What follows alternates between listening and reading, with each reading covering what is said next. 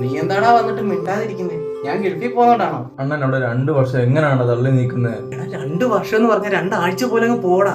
പിന്നെ ഞാൻ ഈ ബാംഗ്ലൂരും ചെന്നൈയിലൊക്കെ പോയി നിന്നല്ലയോ. അണ്ണാ ബാംഗ്ലൂരിൽ പോലെ അല്ലണ്ണാ ഗൾഫ്.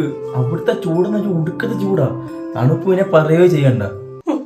എടാ എന്തേലും പറഞ്ഞൊന്ന് കോൺഫിഡന്റ് ആയിട്ട് ഇരിക്കുവാടാ. നീ അത് തകർക്കല്ലേ. നമ്മളിനി 2 വർഷം കഴിഞ്ഞാൽ കാണത്തുള്ളൂ.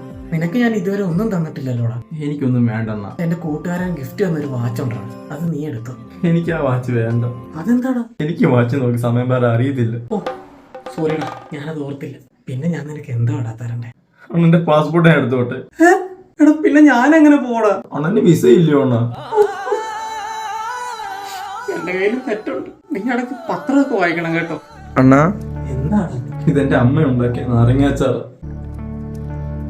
അണ്ണനോടെ ഇതിന്റെ ഓരോ വള്ളി കഴിക്കുമ്പോഴും അണ്ണ എന്നെ കുറിച്ച് ആലോചിക്കുന്നു.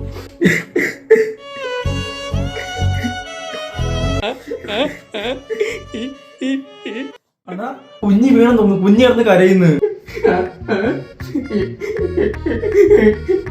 ഇവിടുന്നായിരുന്നു കരയാതണ്ണ. കണ്ണൂരിൽ ഗൾഫിലേക്ക് കൊടുത്തുവിടാനിരിക്കുന്ന അച്ചാർ കുപ്പിയിൽ MDMA-യും ഹാഷിഷോയിലും. അണ്ണനോടെ ഇതിന്റെ ഓരോ വള്ളി കഴിക്കുമ്പോഴും അണ്ണ എന്നെ കുറിച്ച് ആലോചിക്കുന്നു.